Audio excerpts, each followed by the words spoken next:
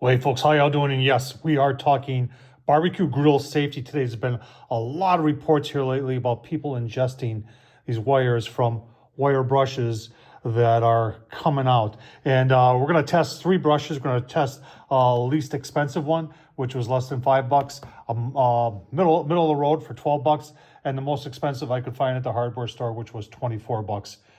And we're gonna see what it takes to get these out, folks. You're going to be surprised when you see that. But we're also going to discuss and look at other options to use as opposed to something like this.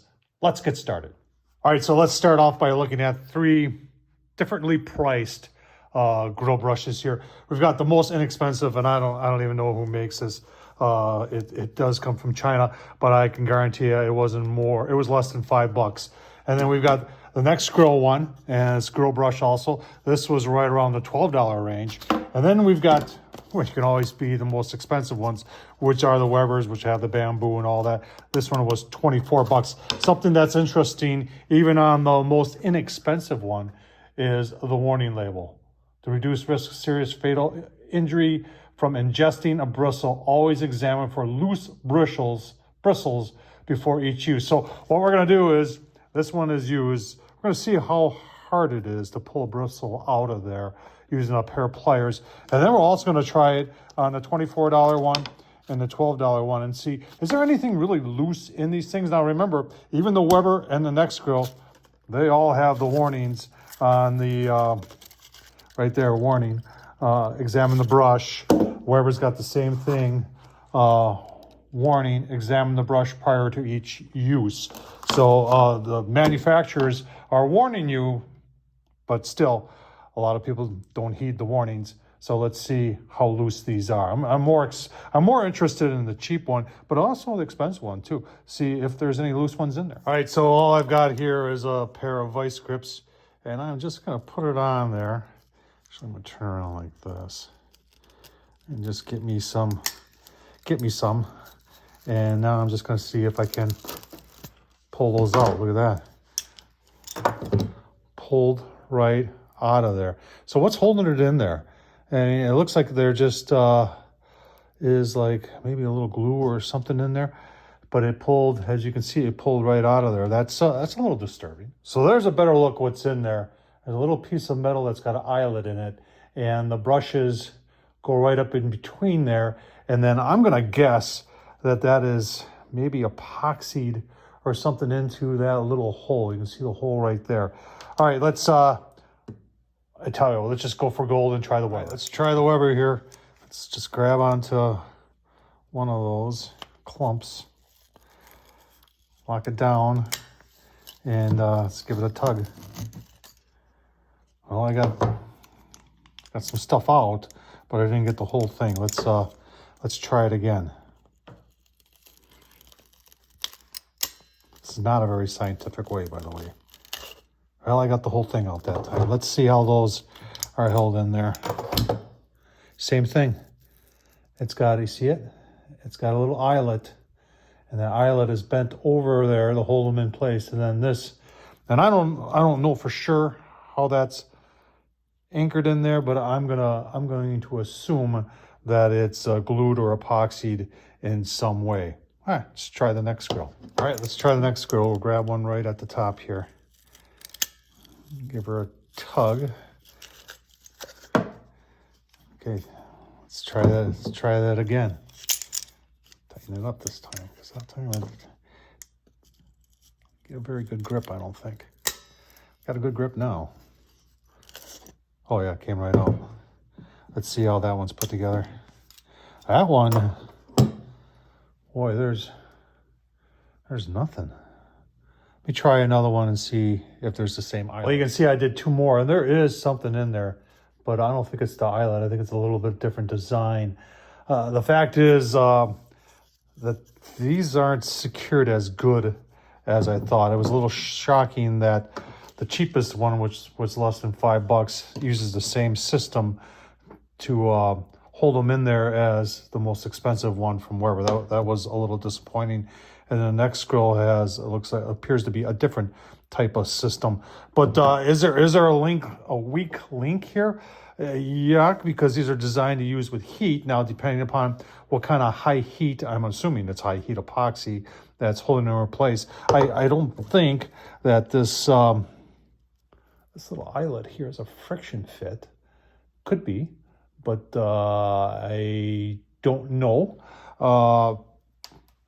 Let's take a look at some other options other than using this. All right, let's go through some of the other options here. I'll leave the link down below. We already did a video on this thing, the Grill Rescue, where you dunk this in water, you put it on the hot grill, and it does work, but it's really very expensive.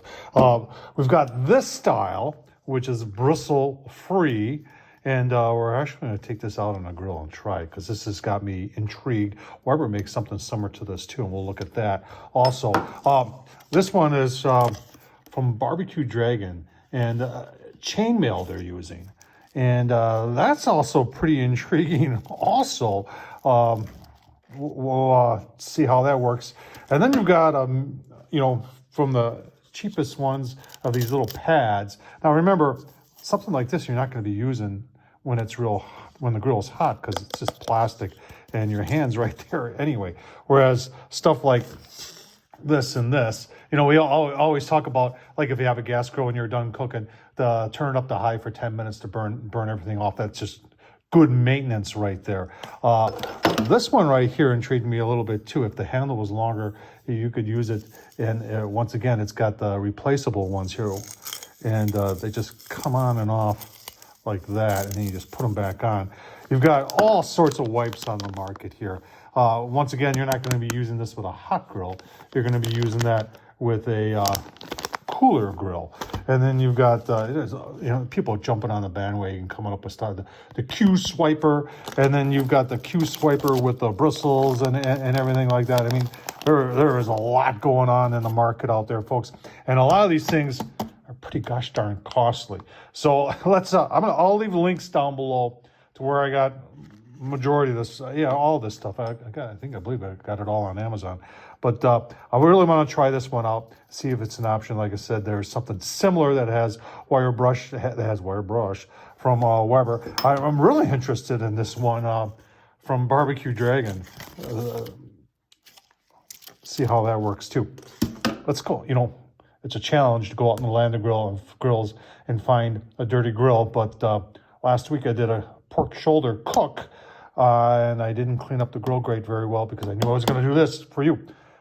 Let's go out into the land of grill. All right, there's our grill that's left over. We did a pork butt in a snowstorm last weekend with the Z grills here, but this is the one, the BBQ Dragon with the chainmail. I was really interested in that, and we're just going to try it. See how it works pretty good on the surface, and then you can go like this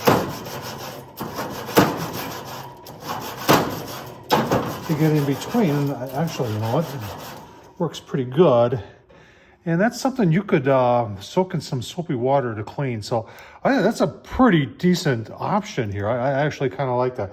Now the other one I was intrigued about, and there's other different manufacturers. This one's from Grill Art, I believe, but this style like here, and let's just see how that does. And stood a little bit. Okay, well,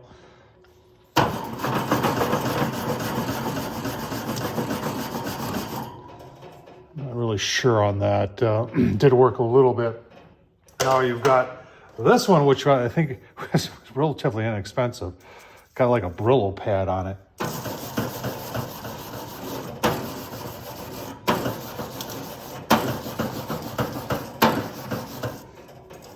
And then get in between, you would just kind of turn it there, but you can see it comes off, so maybe not the best idea. These type have been around for a long time. This is about as cheap as you can get here. And it's gonna get the surface, but when it comes to in between, and remember, if the grill is hot, you ain't using this, but it does work. Then I tell you what, let's try one of these crazy wipe things. Get this out of this one, these pre-moistened towels, and it's got some stuff on it. And once again, I don't know what's in there, so obviously where you fire up your grill, but next time you have to burn all this off. And that's the problem with using something like this, but it does. For a deeper clean, probably works well. As you can see, it works pretty well. So of all of them, folks, I actually think when it comes down to heavy duty, that Barbecue Dragon might be your best option right there. 40 bucks on Amazon. I'll leave the link. I'll leave the link down to all these that I used if you're interested in any of them, folks. Let me know what you think about the whole Brussels thing and cleaning grills with wire brushes. Tom Horseman at YouTube. Thumbs up, leave a comment, and as always, folks, appreciate you watching. Thank you.